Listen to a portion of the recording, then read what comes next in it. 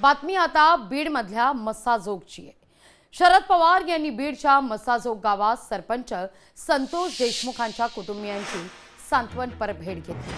दरम्यान हे प्रकरण फास्ट ट्रॅकवर चालवण्याची देशमुख कुटुंबियांनी मागणीही केली आहे। तर देशमुखांच्या मुलांचं शिक्षण बारामतीत निशुल्क होणार असं पवार देशमुख कुटुंबियांना आश्वस्त करतायत। या प्रकरणाच्या खोलात गेलं पाहिजे, हत्येचा सूत्रधार कोण हे समोर आलंच पाहिजे असंही पवारांचं म्हणणं आहे। दहशतीचं वातावरण आहे, पण त्यातून बाहेर पडा, आपण एकत्र या सगळ्याला तोंड देऊ असं देखील पवारांनी आता ग्रामस्थांना सांगत त्यांना धीर देण्याचा प्रयत्न केला आहे।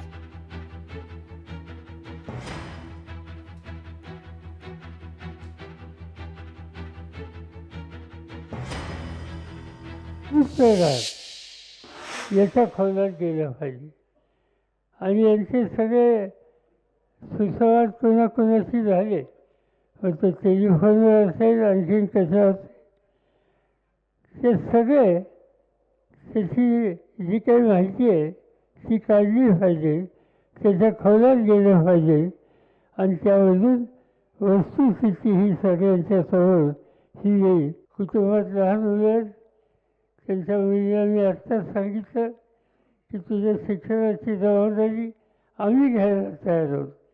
माझ्याकडे बारामतीला फार मोठी मुलींच्यासाठी शैक्षणिक सुविधा आहे। जवळपास 9 ते 10,000 मुली शिकतात।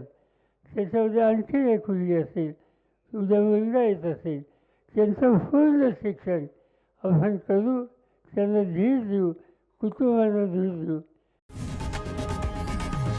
लोकशाही मराठी ऐका, पहा, जागरूक रहा।